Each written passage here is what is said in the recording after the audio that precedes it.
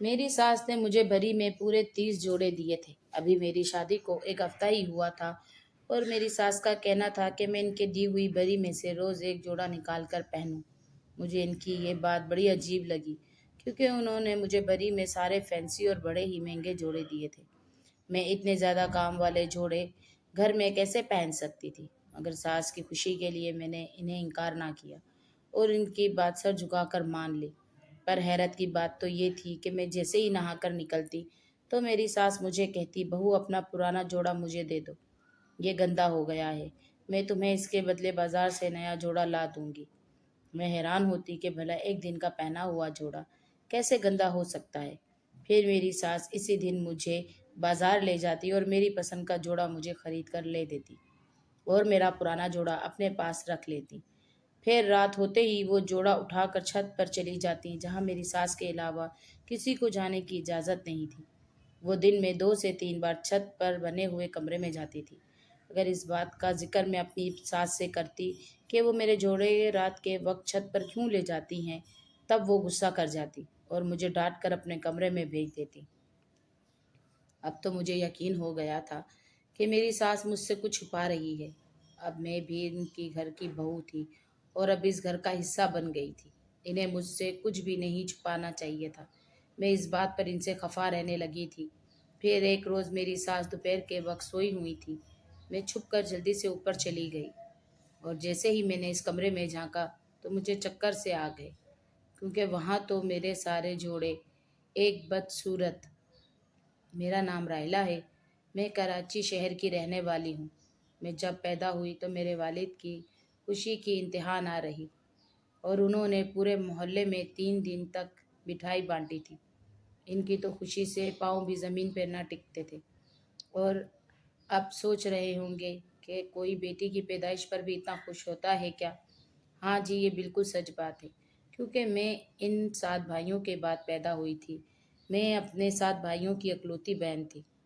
میرے ساتوں بھائی مجھ سے بڑے تھے۔ میرے والدین کو بیٹی کی بہت چاہ تھی، اس لیے میری پیدائش پر انہوں نے خوب جشن منایا اور میری پرورش میں انہوں نے کوئی کمی نہ چھوڑی۔ میرے والد نے کراچی کی ایک بہت بڑی مارکیٹ میں اپنے برتنوں کی دکان بنائی ہوئی تھی۔ وہ اچھی خاصی چلتی تھی، گھر میں کسی چیز کی کمی نہ تھی۔ میرے والدین نے مجھے اور میرے ساتوں بھائیوں کو ایک اچھے اسکول میں داخل کروایا۔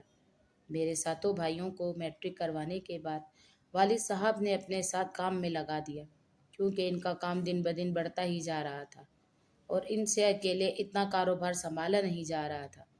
اللہ تعالیٰ کے فضل سے والد صاحب نے مارکیٹ میں ایک دکان سے 3 دکانیں بنا لی تھی۔ مجھے پڑھنے کا بہت شوق تھا، اس لیے والد صاحب نے مجھے پڑھنے دیا، مگر میں نے جیسے ہی BA مکمل کیا تو انہیں میری شادی کی فکر لگ گئی کیونکہ میں اب 20 سال کی ہو چکی تھی اور والد صاحب چاہتے تھے کہ اب میری جلدی سے شادی ہو جائے کیونکہ میرے 3 بھائیوں کی شادی ہو چکی تھی۔ خاندان میں کوئی مناسب رشتہ نہ ہونے کی وجہ سے امی نے ایک رشتہ کروانے والی کو کہہ دیا اور بہت ہی جلد میرے لیے ایک رشتہ لے آئیں۔ لڑکے کا نام جمیل تھا۔ وہ ایک پرائیویٹ ادارے میں ایک اچھی پوسٹ پر لگے ہوئے تھے۔ ماہانہ 1 لاکھ تنخواہ تھی اور سب سے بڑھ کر یہ کہ جمیل مجھے اور میری رضامندی سے میرے والدین نے اس رشتے کے لیے ہاں کہہ دی۔ 2 ماہ بعد میری اور جمیل کی شادی بڑے دھوم دھام سے ہو گئی تھی۔ میں دلہن بن کر جمیل کے گھر آ چکی تھی۔ جمیل کو میں نے اپنی سوچ سے بھی زیادہ بڑھ کر پایا تھا۔ اس میں وہ ہر خوبی تھی جو ایک اچھے مرد میں ہوتی ہے۔ میرے سسرال میں میری ساس، سسر، شوہر، 3 دیور اور ایک نند رہتی تھی۔ یہ کل 7 افراد تھے، مگر سسرال آ کر میں نے ایک عجیب بات نوٹ کی کہ میرے سسرال میں 7 افراد تھے مگر کھانا ہمیشہ 8 لوگوں کے لیے پکتا تھا۔ ابھی میری شادی کو 2-3 دن ہوئے تھے، اس لیے گھر کے سارے کام میری ساس ہی کرتی تھی۔ میرے سسر اور شوہر جاب کرتے تھے، اس لیے وہ جلدی جلدی ناشتہ کر کے دفتر چلے جاتے تھے۔ شوہر کی وجہ سے میں بھی جلدی جاگ جاتی اور جب ہمارے ناشتہ کمرے میں آ جاتا تو میں بھی ان کے ساتھ ناشتہ کر لیتی۔ وہ ناشتے کے بعد دفتر چلے جاتے اور میں اپنے کمرے کی صفائی کر کے باورچی خانے میں آ جاتی جہاں میری ساس ناشتہ بنا رہی ہوتی۔ میرے 3 دیور ابھی چھوٹے تھے اور ان میں سے 2 اسکول جاتے تھے جبکہ ان سے بڑے والا کالج جاتا تھا، اس لیے صبح سویرے وہ بہت شور مچاتا اور جب وہ تینوں گھر سے نکل جاتے تھے تو گھر میں بالکل خاموشی چھا جاتی، کیونکہ اب گھر میں میری ساس، نند اور میں ہی رہ جاتی تھی۔ ایسے میں میری ساس 2 پراٹھے بنانے کی بجائے 3 بنا لیتی تھی، بلکہ مجھ سے نظریں بچا کر ایک چھوٹی سی ٹرے سجا لیتی تھی۔ میری نند وہی باورچی خانے میں ناشتہ کر لیتی اور پھر اسکول چلی جاتی۔ ایسے میں چھوٹے سے ٹرے دیکھ کر میں حیران رہ جاتی، مگر میری ساس میرے باورچی خانے میں ہونے تک وہ ٹرے مجھ سے چھپا کر رکھتی تھی۔ ابھی میری شادی کو 1 ہفتہ ہوا تھا، اس لیے میں دیکھ کر سوچتی تھی کہ اس گھر میں 8واں کون تھا جس کے لیے میری ساس ٹرے سجاتی تھی۔ میری ساس نے مجھے بری میں 30 فینسی جوڑے دیے تھے۔ ان کا کہنا تھا کہ میں روز جمیل کے آنے سے پہلے نہا دھو کر ان کی دی ہوئی بری میں سے ایک جوڑا پہن کر بیٹھوں۔ مجھے فینسی جوڑے کا شوق نہ تھا، مگر ساس کے کہنے پر میں روز ایک فینسی جوڑا پہننے لگی۔ مگر حیرت کی بات تو یہ تھی کہ میں جب بھی نہا کر نکلتی تو ساس مجھے کہتی، بہو اپنا جوڑا مجھے دے دو، وہ گندا ہو گیا ہے، میں تمہیں اس کے بدلے بازار سے نیا جوڑا لے دوں گی۔ ان کی یہ بات مجھے بڑی عجیب لگتی، مگر میں چپ کر کے انہیں اپنا جو پرانا جوڑا دے دیتی اور مجھے اس کے بدلے ایک نیا جوڑا لا دیتی۔ میں ان کی یہ بات سمجھ نہ پائی تھی۔ پھر ایک دن میری نند نے اپنے اسکول کے لیے کچھ چیزیں خریدنی تھی۔ میری ساس اور نند نے بازار جانے کا پروگرام بنا لیا۔ مجھے کہا کہ تم بھی ہمارے ساتھ چلو، آج میں تمہیں تمہاری پسند کا جوڑا لے دوں گی۔ میں گھر میں اکیلی بور ہو رہی تھی، اس لیے میں ان کے ساتھ بازار چل پڑی۔ ایسے بھی میری نئی نئی شادی ہوئی تھی۔ پہلے میری ساس نے اپنی بیٹی کے لیے کچھ سامان خریدا اور پھر وہ مجھے ایک کپڑے کی دکان پر لے گئی، جہاں انہوں نے مجھے میری پسند کا فینسی جوڑا خرید کر دیا۔ پھر اسی وقت میں نے دیکھا کہ میری نند اور ساس نے ہی مجھ سے چھپ کر ایک بچے کے کپڑے خرید لیے۔ یہ دیکھ کر میں حیران ہوئی کہ ہمارے گھر میں اتنا چھوٹا بچہ کون تھا۔ پھر مجھے خیال آیا کہ شاید وہ ہمارے ہونے والے بچے کے لیے ہی کپڑے خرید رہی تھی، مگر پھر میں نے یہ سوچا اب یہ تو خوشی کی بات تھی، اس لیے انہیں یہ بات مجھ سے چھپانی نہیں چاہیے تھی، بلکہ وہ مجھے کپڑے بھی دکھانے چاہیے تھے۔ خیر یہ تو میں جان گئی کہ وہ مجھ سے کچھ چھپا رہی تھی اور مجھے بتانا نہیں چاہتے تھے۔ میں یہ بات اپنے شوہر سے بھی نہیں پوچھ سکتی تھی، کیونکہ نیا نیا ساتھ تھا، وہ کہیں یہ نہ سمجھ لیں کہ میں اس کے گھر والوں پر شک کر رہی تھی۔ اس لیے میں نے ہی یہ بات ان سے نہیں پوچھی، بلکہ میں تو بار بار اس بات کو نظر انداز کر دیتی تھی، مگر بار بار یہ بات میرے سامنے آ جاتی، کیونکہ اب میں اس گھر کا فرد تھی۔ اور روز میری ساس کا مجھے کہنا کہ تمہارا کل والا جوڑا گندا ہو گیا ہے، تم نہا کر نیا جوڑا پہن لو اور یہ مجھے دے دو۔ مجھے یہ سب بڑا عجیب لگتا تھا۔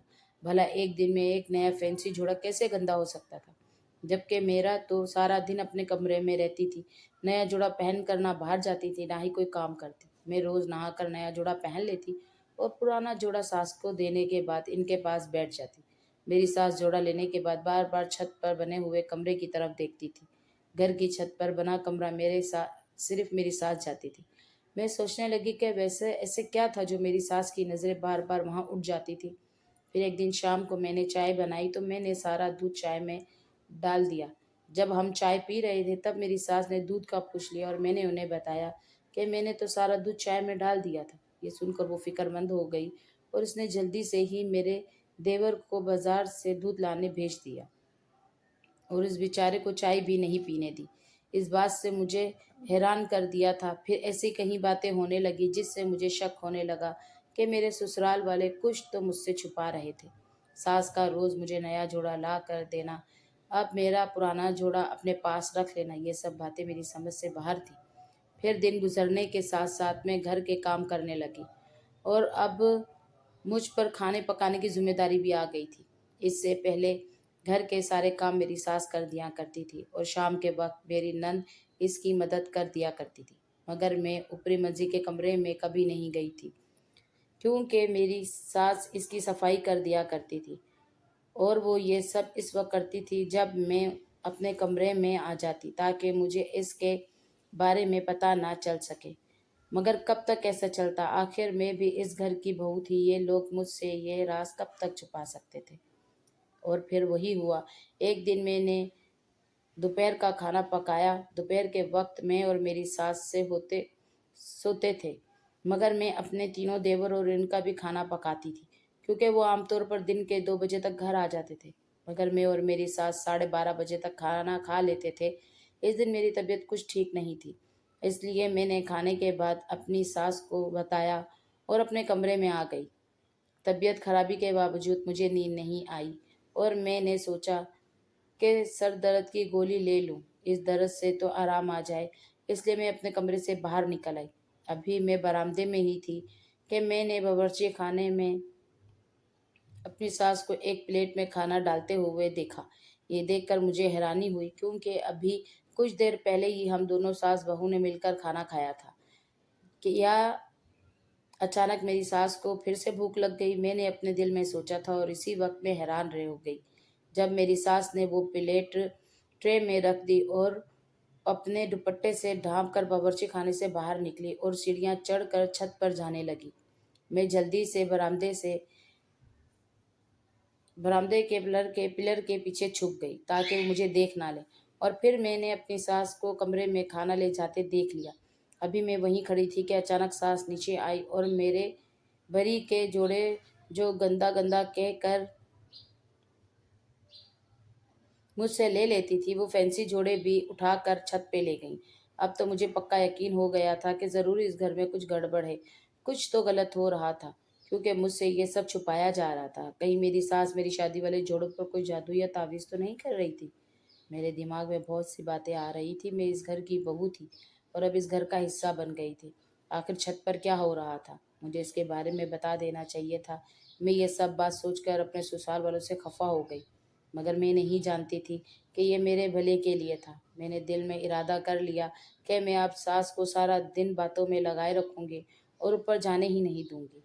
अगले रोज़ मैंने नया फैंसी जोड़ना पहनने से इनकार कर दिया तो मेरी सास ने मुझे खूब डांटा और कहा कि बहू, उसे हमारे घर की रस्म समझोगी, अगर तुम्हें यहाँ रहना है तो ये सब करना पड़ेगा। मैं ज़्यादा बहस नहीं करना चाहती थी। मुझे डर था कि कहीं मेरे शौहर को इसका पता ना चल जाए और उन्होंने अपनी माँ के कहने पर मुझे छोड़ दिया तो मैं कहाँ जाऊंगी। इसलिए मैंने नहाकर सास का दिया हुआ जोड़ा पहन लिया और अपना उतरा हुआ जोड़ा सास को दे दिया, मगर मैंने प्लान के मुताबिक सास को सारा दिन बातों में लगाए रखा। आज दोपहर को इन्हें ऊपर जाने का मौका ना मिला। मुझे इनके चेहरे से वाज़े कोई परेशानी महसूस हो रही थी। शाम को मेरे शौहर जमील आए तो मैं मजबूरन सास को छोड़कर अपने कमरे में आ गई, मगर मेरी नज़रें सास के कमरे की तरफ थी। रात के 9 बजे फिर इसी तरह मेरी सास एक ट्रे और मेरा उतरा हुआ जोड़ा लेकर छत पर चली गई। मैं छुप करके इन्हें देखती रही। अब तो इस राज को जानने के लिए मेरे सर पर एक जुनून सवार हो गया था। मैंने सोच लिया था कि एक दिन इस कमरे में जाकर देखना चाहिए कि आखिर वहाँ कौन है और मेरे उतारे हुए फैंसी जोड़ों के साथ क्या किया जाता है। और आखिरकार मुझे 2 दिन मौका मिल गया। इस दिन जब मेरी सास नहाने के लिए बाथरूम में गई तो मैंने सोचा अब ये अच्छा मौका है कि मैं इस कमरे में झांक लूं, इसलिए मैं जल्दी से ऊपरी सीढ़ियां चढ़ने लगी। सच तो ये था कि ऐसा करते हुए मेरा दिल धक धक कर रहा था, क्योंकि मेरा मुझे डर था कि कोई दरवाजे से अंदर ना आ जाए, मगर मैंने पक्का इरादा कर लिया तो इसलिए मैं रुकी नहीं और इस बंद कमरे के सामने पहुंच गई। और जैसे ही मैंने इसमें झांका तो आगे का मंजर देखकर मुझे चक्कर आ गए और मैं गिरकर बेहोश हो गई, क्योंकि वो तो एक बलानुमा चीज़ थी जो सामने बिस्तर पे लेटी हुई थी और मेरे सारे कपड़े सामने एक हैंगर पे लटके हुए थे। इसका चेहरा इतना अजीब व गरीब था कि मैं उसे देखते रही बेहोश हो गई। मेरी आंखें खुली तो मैंने देखा कि मैं बिस्तर पर लेटी हुई थी और सब घर वाले ही मेरे इर्द गिर्द बैठे हुए थे। मैंने देखा कि सब बहुत परेशान थे। मुझे होश में आता देखकर मेरी सास कहने लगी, शुक्र है राहिला तुम होश में आ गई, वरना मैं तो तुम्हें ऊपर वाले कमरे के सामने बेहोश देखकर डर गई थी। ये सुनते ही मुझे वो मंजर याद आ गया जब मैंने इस कमरे में झांका था।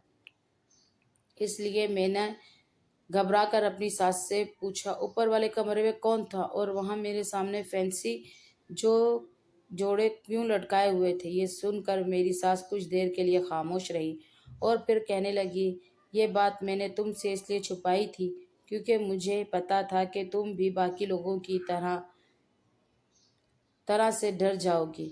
مگر تم خود ہی اب اس تک پہنچ گئی۔ یہ کہہ کر میری ساس نے مجھے ایک نظر دیکھا اور کہنے لگی، وہ میری بیٹی ہے جو کہ اس وقت 18 سال کی ہو چکی ہے، ایک چھوٹی بچی کی طرح ہے۔ دراصل میرے 4 بیٹے اور ایک بیٹی تھی اور مجھ میں مزید بچے پیدا کرنے کی طاقت نہیں تھی، اور یہ بات اس وقت مجھے ڈاکٹر نے کہہ دی جب میری بیٹی پیدا ہوئی، مگر میں چاہتی تھی کہ میری ایک اور بیٹی بھی پیدا ہو، اس لیے میں ایک بار پھر امید سے ہو گئی اور میں نے یہ بات سب سے چھپائی، مگر یہ بات اپنے شوہر سے کیسے چھپا سکتی تھی؟ اس لیے پھر جب میرے شوہر کو اس بات کا پتہ چلا تو مجھ سے بہت خفا ہوئے اور اس نے مجھ سے کہا کہ اسے ضائع کر دو، کیونکہ ڈاکٹر نے تمہیں منع کیا تھا، اب تمہاری صحت اس قابل نہیں کہ تم بچہ پیدا کرو۔ مگر میں ضد پر اڑ گئی۔ پھر اس دن میری طبیعت خراب ہوئی تو میں ڈاکٹر کے پاس چلی گئی اور اس نے مجھے چیک اپ کے بعد بتایا کہ میری بیٹی ہے اور یہ بچی نارمل نہیں ہے، مگر اب اسے ضائع بھی نہیں کیا جا سکتا، ورنہ میری جان بھی جا سکتی تھی، کیونکہ مجھے اس وقت 8واں مہینہ تھا۔ اسی لیے میں نے فیصلہ کیا کہ کوئی غلط قدم نہیں اٹھاؤں گی۔ میرے دل میں یہ بھی خیال آتا تھا کہ سائنس خدا نہیں تھی، اس لیے ان کی کہی بات جھوٹ بھی ہو سکتی تھی، مگر مجھے ڈاکٹروں کی بات پر اس وقت یقین آیا جب یہ بچی اس دنیا میں آئی، اور ہم سب ڈر گئے کیونکہ یہ کسی انسان کا بچہ لگ ہی نہیں رہا تھا، اس کی شکل بہت ڈراؤنی تھی۔ سب نے مجھ پر غصہ کیا تھا کہ یہ تمہاری ضد کی وجہ سے ہوا ہے۔ اب اس بچی کو کوئی بھی گھر لے آنے کو تیار نہیں تھا۔ سب کا کہنا تھا کہ اس بچی کو کوئی میڈیسن دے کر انہیں ختم کر دیا جائے یا پھر کسی فلاحی ادارے میں جمع کروا دیتے ہیں، مگر میں اس کی ماں تھی، میں اسے کیسے مار سکتی تھی یا پھر اکیلا کیسے چھوڑ سکتی تھی؟ اس لیے میں نے اپنے گھر والوں سے خوب جھگڑا کیا اور ضد کر کے اس بچی کو اپنے ساتھ لے آئی، اور پھر سب کے فیصلے کے مطابق اس بچی کو اوپر چھت والے کمرے میں رکھا گیا تاکہ کسی کو کچھ پتہ نہ چل سکے۔ اوپر میرے علاوہ کوئی نہ جاتا اور میں خود ہی اس کا خیال رکھتی، کیونکہ اس کے بہن بھائی بھی تمہاری طرح دیکھ کر ڈر جاتے تھے، مگر میری تو اولاد تھی اور میں نے اسے جنم دیا تھا، اس لیے مجھے اس کا خیال رکھنا تھا۔ تمہاری شادی سے کچھ دن پہلے میں نے اسے تمہاری بری دکھائی تھی، تب میری بیٹی ضد پر اڑ گئی کہ مجھے بھی ایسے جوڑے چاہیے۔ وہ کہتی تھی کہ آپ مجھے یہ جوڑا دے دیں اور اپنی بہو کے لیے نئے جوڑے بنا ڈالیں، مگر اس وقت میرے پاس اتنے وقت نہ تھا کیونکہ شادی کو 2 دن رہ گئے تھے۔ تب میں نے اس سے وعدہ کیا تھا کہ شادی کے بعد ایک ایک کر کے یہی سب جوڑے میں اوپر آ کر تمہیں دے جاؤں گی۔ پھر شادی کے بعد میں تم سے کیسے یہ جوڑے مانگ سکتی تھی، کیونکہ تم نے ابھی تک کوئی جوڑا پہنا ہی نہیں تھا۔